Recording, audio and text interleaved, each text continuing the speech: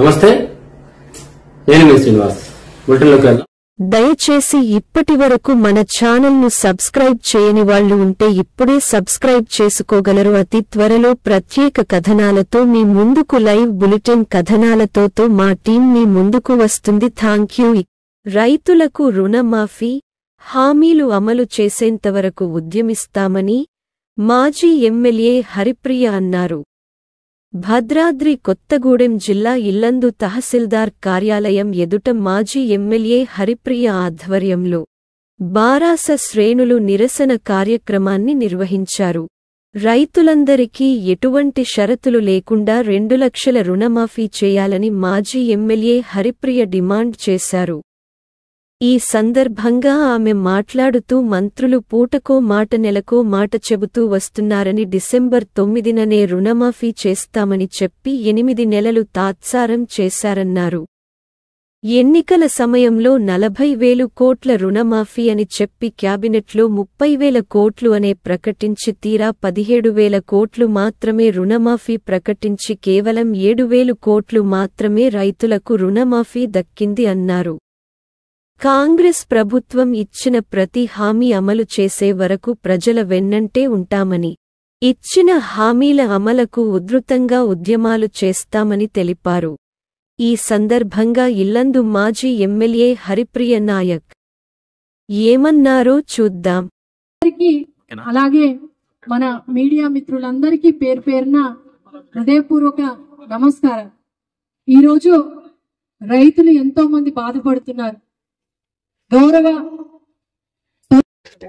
జై తెలంగాణ, జై తెలంగాణ, తెలంగాణ కేసీఆర్ గారి నాయకత్వం, కేటీఆర్ గారి నాయకత్వం, రైతులకు రుణమాఫీని వెంటనే, రైతులకు రుణమాఫీని వెంటనే.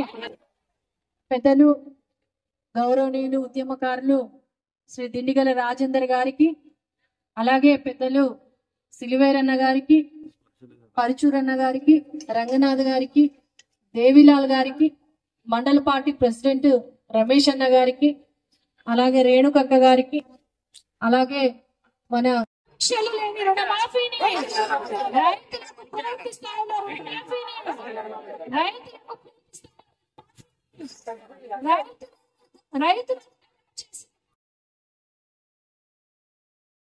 వరకు రుణమాఫీని వెంటనే, ఈ 8 నెలల కాలం వడ్డీని సైతం ప్రభుత్వమే 8 నెలల కాలం చేసిన వడ్డీని అంశము ఎంతో మంది రైతులు బీఆర్ఎస్ పార్టీ దగ్గరికి వచ్చేసి చెప్పడం జరిగింది, రుణమాఫీ స్థాయిలో కాలేదు అనేసి. ఏదైతే బడ్జెట్ లో పొందుపరిచారో ఆ 17,000 కోట్ల రూపాయలు కూడా రుణమాఫీ ఇప్పటి వరకు రైతులకు అందనటువంటి పరిస్థితి. తమరి ద్వారా గౌరవ ముఖ్యమంత్రి కేసీఆర్ గారికి విన్నవించాలి. మరి రైతులకు రుణమాఫీ పూర్తి స్థాయిలో ఇవ్వాలి. అలాగే ఈ 8 నెలల కాలం వడ్డీని సైతము మరి రైతుల దగ్గర నుంచి పడ్డటువంటి ఆరకొర రుణమాఫీ నుంచి 8,000 వడ్డీ గాని, 10,000 వడ్డీ గాని, 20,000 వడ్డీ గాని ఏదైతే అవుతుందో ఆ 20,000 వడ్డీ మొత్తం కడితేనే, మరి 8 లక్షల వడ్డీ కడితేనే రుణమాఫీ. రైతు రుణమాఫీని చేశాం, రైతు బంధునిచ్చాము. నేడు రుణమాఫీ లేకపోయే, రైతు బంధు లేకుండా ఈ రోజు రైతాంగం అందరూ కూడా ఇబ్బంది పడేటటువంటి పరిస్థితి. డిసెంబర్ 9న రైతు రుణమాఫీ చేస్తానన్నారు. ఈ రోజు మీరు చేస్తున్నటువంటి అరకొడ రుణమాఫీ కూడా 8 నెలల కాలం సమయం గడిచిపోయింది. ఇది రైతుల తప్ప. మరి రైతు రుణమాఫీ ఒక 50,000 అయితే ఈ 8 నెలల వడ్డీని సైతం కలిపి కట్టించుకొని మిగిలినటువంటి సొమ్మును మాత్రమే రైతులకు ఇస్తున్నారు. మరి ఈ 8 నెలల వడ్డీ రైతులు ఎందుకు భరించాలి? 2 లక్షలకు పైగా అప్పు ఉంటే మరి ఆ 2 లక్షలకు పైగా అప్పు ఉన్నటువంటి వాటిని తీరుస్తేనే 2 లక్షలు ఇస్తామనేటటువంటి షరతు పెట్టడం ఎక్కడిది?